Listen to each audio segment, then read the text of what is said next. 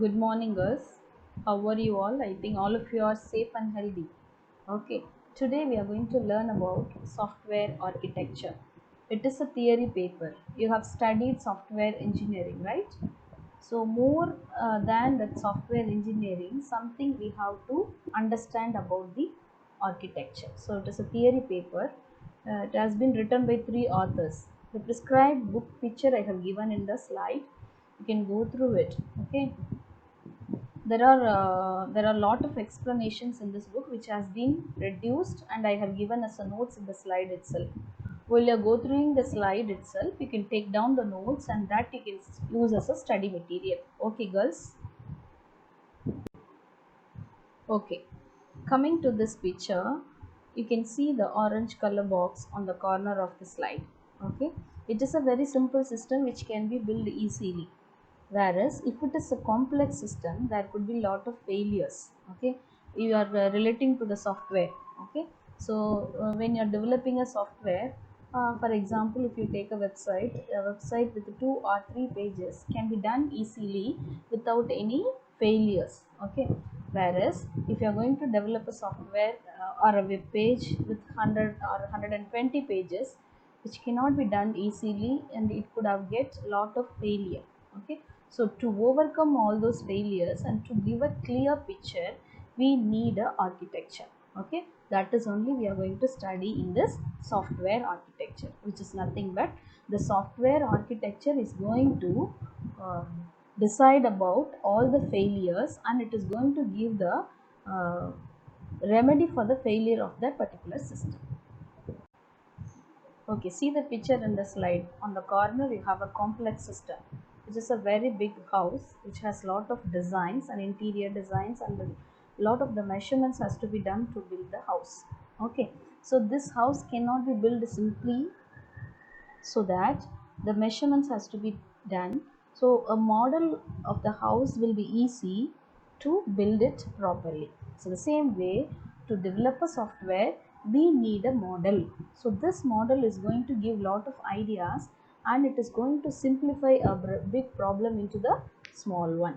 Okay, in the above pictures and all, we have seen just an introduction about software architecture. Now only we are getting into the topic. Okay, so the architecture of the system is going to tell about the major components of the system and how all those major components have been connected and how they are interacted with each other. Okay, this is called as the software architecture. Okay, so this software architecture is going to be the blueprint of the system. Okay, what is the blueprint? It is going to give a model, okay, of the system. So what it will have? It will have the attributes and how it is going to work in the environment, and how the dynamic work of the model will be, and what kind of strategy is going to be implemented, and what is the design of the system is going to be explained clearly.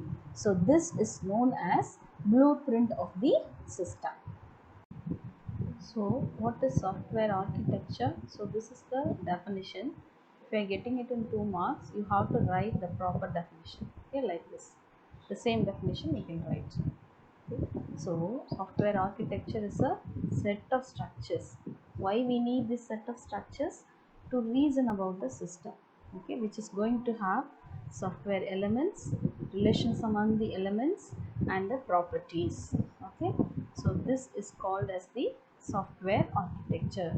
So software architecture is a structure which is going to tell about the elements and their relationships and the properties of those elements. Okay, some other definitions has also been given in the book. Okay, these definitions are going to tell about the early system designs and what were the major decisions over there.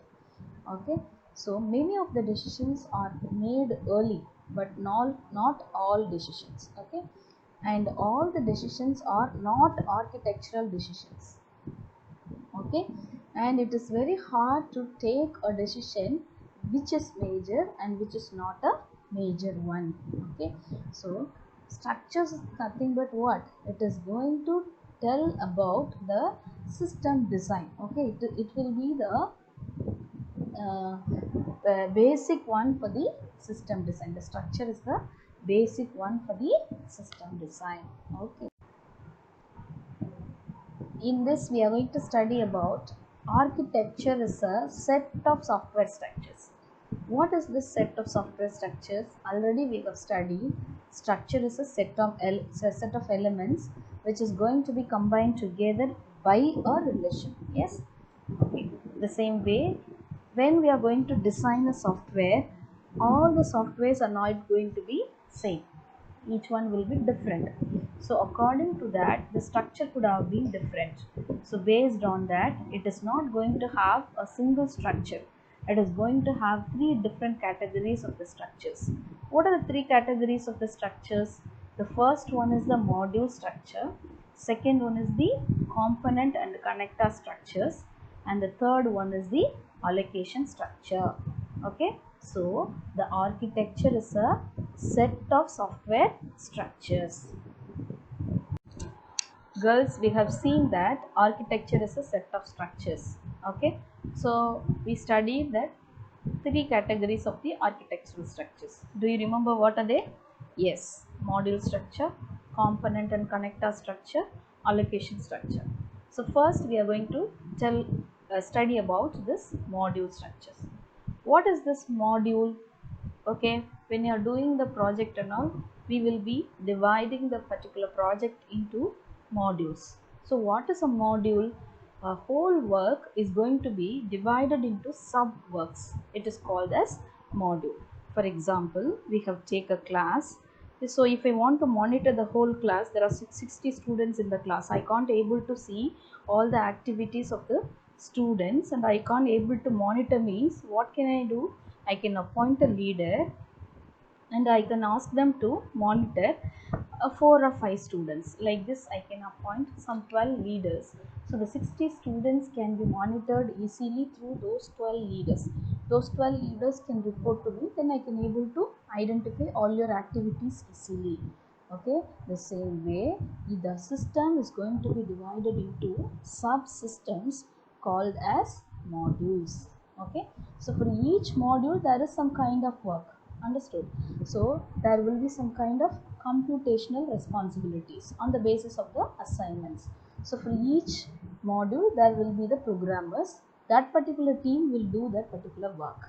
Okay, so if it is a very big project, it again the module has to be divided into sub modules which can be assigned with sub teams which will have some kind of sub works. Understood? In this slide, we are going to see some more detailed information about module structures. Module structures represent how the system is going to be structured, and it is going to have set of units, no? How it is going to be constructed. Okay, and it includes what are the classes and how it is going to be related with other classes and how it is going to be implemented. Okay, in the third point, it is telling about each and every unit will be assigned with some functional responsibility. Okay, it is not going to be based on the structure. It is going to be the structure is going to be based on the functional responsibility. Understood? So based on the module structures, we can answer these kinds of questions. Okay, so here this module structure is going to tell what is the primary functional responsibility is assigned to each module. Okay, the second one is what the other software elements is a module allowed to use. Okay, how the module is going to be used by other software elements. Okay, next question is what the other does it actually use and depend on. Okay, so whether this software is going to be depend on any other softwares or something that is going to be explained in this module structure. And the last one is we have studied that each and everything is going to be divided into units. So once it has been divided, it has to be combined. Okay, so the combination combining the units has to be done. Okay, so when we are doing this, whether it is going to be based on the generalization or specialization, that relationship we have to mention. Okay, this is known as for these kinds of questions, the module structure will allow the answers. Okay, we are studying about module structures, right? So in this, how the module is going to be done? By dividing the whole structure into a substructures, means whole functional units into subunits. So it is going to be decomposition process. So that is known as decomposition structure. So module as a decomposition structure. So in the first point, we are telling that it is related to a sub-module of a is-a relation. Is-a relation is nothing but already we have studied whether it is a generalization or a specialization relation, right? The second point is telling about how it is going to be decomposed into smaller modules, whether it is going to be done till a small enough unit has come or till which it has to do this decomposition process. For example, if there are 60 students in the class, we are dividing into 12 groups, means each group will get 5 students. Okay, whether it is going to be finished with this division or again it is going to be subdivided into 2 or 3 groups, a particular group. For example, 5 students in the group is going to be again divided into 2, 2 and 1, means it is going to be a subdivision. So how long it has to be done, the decomposition should be done till which level, okay, that is going to be explained in this decomposition structure. Okay, and it have the specifications. Okay, what are the codes and what kind of test plans has to be implemented. Next point is telling about this, how the systems have to be combined, whether it is in the large degree or it is in the with a less amount of modifications, like that. It has to tell about the changes and how it is going to be combined. Okay, and the fifth point is telling about the structure is used as the basis for the development projects organization, okay, for the documentation and also for the integration and for all the test plans. This decomposition structure is very, very important. Okay, and this decomposition structure is going to have a name, whether it can be according to the organization, it can be named as segment or it be called as the subsystem. Clear about this decomposition structure? Next one is the module as user structure. What is this module as user structure? So again, we have studied that the whole module is going to be divided into subunits. So that unit will also called as the module. Sometimes it could have been called as the classes. Okay, it has to be related by using any kind of relation, okay, based on the specialization or generalization, which is going to tell about the dependency of the relation.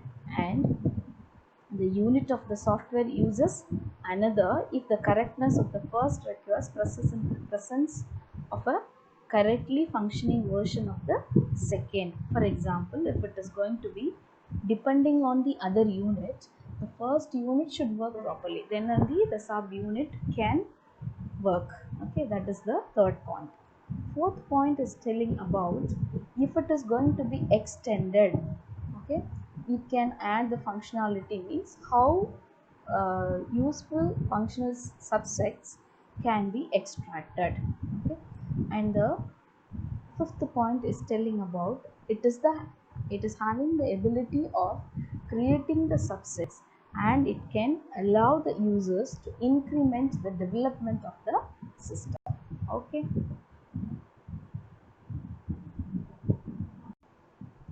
the last structure is the layer structure. What is this layer structure will be? The modules in the structure are called layers. Each and every module in the structure will be called as the layer. So it is an abstract or a virtual machine which is going to provide a cohesive set of services through a managed interface. Okay, by using the interface only, everything is going to be combined together. So the layers allowed the users to strictly manage the fashion. Okay, manage the fashion is nothing but if it is going to use the generalization or specialization relationship, the same thing has to be allowed. If this structure immunes a system which is with portability, the ability to change the underlying computing platform. Okay, if you want to move with other platforms, so something can be done easily by using this layer structure. Clear, girls? So till now we have studied the module structure. The module structure again can be used as a decomposition structure, user structure, or a layer structure. Okay, with this we will finish the class today. The remaining component connector structure and the allocation structure we will study in the next class.